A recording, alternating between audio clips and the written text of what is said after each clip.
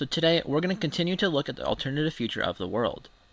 We are now on to part 3 of this series, and today we're going to have some pretty important stuff taking place.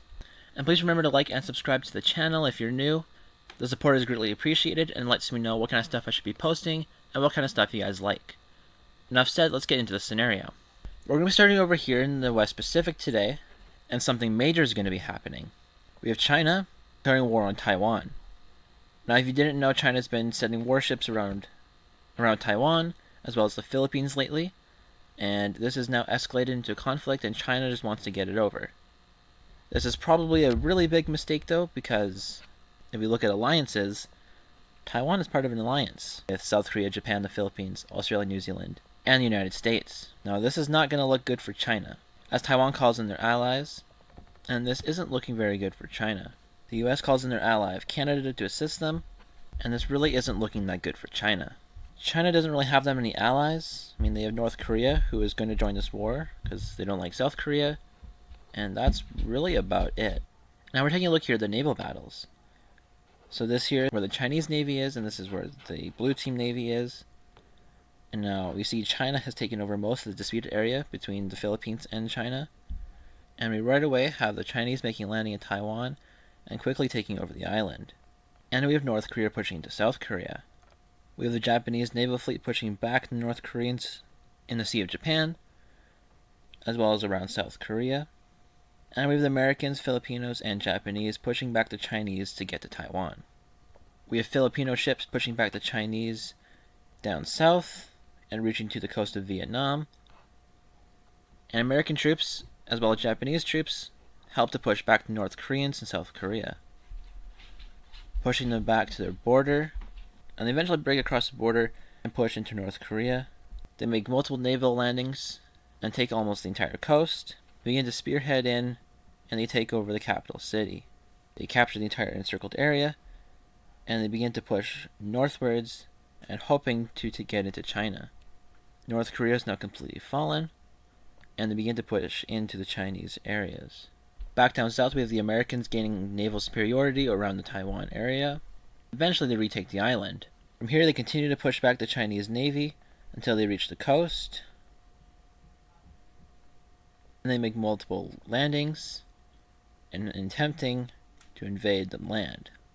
These two landings do eventually meet up to form one large front line. And remember, these are Canadian, American, Japanese, South Korean, and Filipino troops all here. Up north, we have a larger push into China, mostly focusing around the coast, attempting to get to Beijing.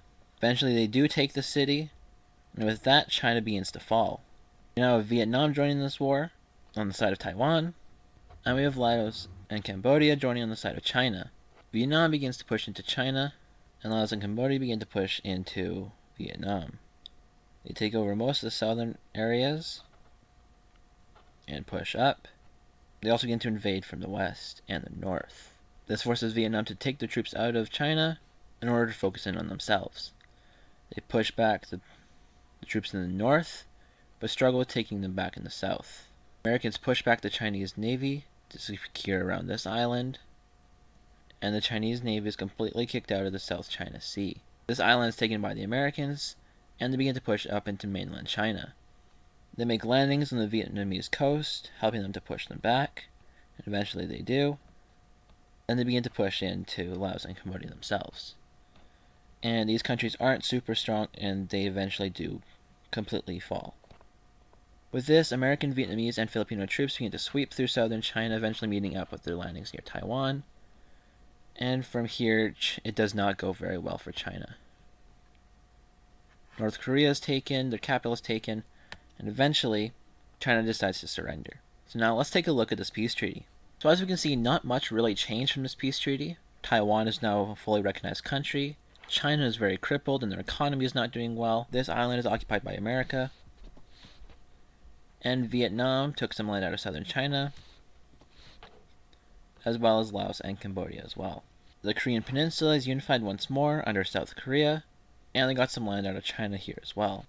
If we're going to look at alliances, we see that Vietnam joins the PDL, as well as Canada. Continue to see Serbia being denied access to the Russian alliance, and we see a few more countries joining the PDL. Those being Papua New Guinea, Bougainville Island, as well as the Solomon Islands.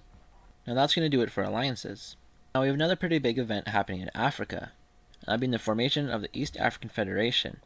And this is actually a proposed idea in real life, where these few countries here unite together to form one country. And that is exactly what they will be doing. Here we have the finished borders of the East African Federation. Now we're going to have another war breaking out, this time up here in Northern Africa. This time it's going to be Mauritania and Algeria declaring war on Morocco. Algeria because of differences and disputes with Morocco, and Mauritania because they're fighting over Western Sahara.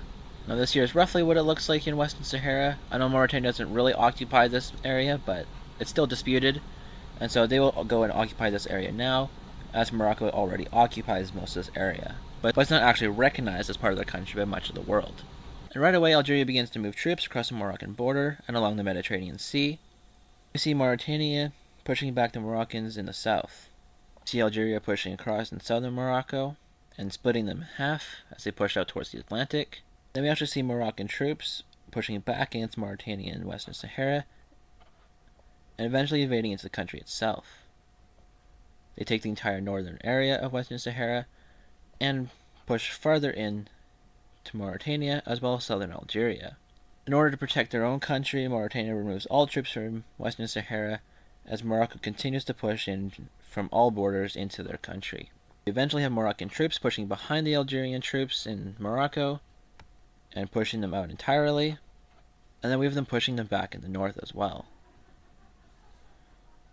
Now we have Morocco pushing to Algeria in the north, along the Mediterranean, and they push across. Eventually, both countries want to meet for peace, as they have lost a lot of land. In this peace treaty, we can see that Morocco gets a lot of land. They take all of Western Sahara and some land from Mauritania and Algeria. Now we have one final major event happening in this video, and that will be the collapse of China. Here we have China itself, and we have multiple breakaway regions starting a civil war. We have this region in northern China, a region in northwestern China, as well as Tibet. These regions push in across and take much of China, and they all agree not to take out each other.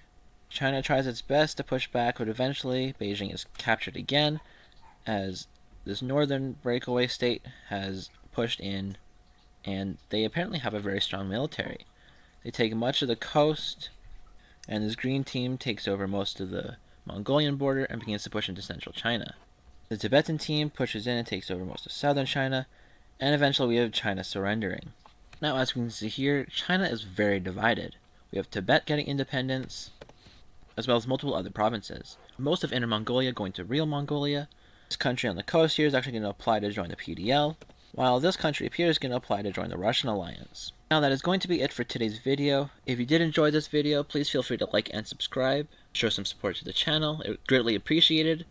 Again, let me know in the comments how you think this series is going, anything I should add or not do. Thank you all again for watching. I'll see you next week. Bye.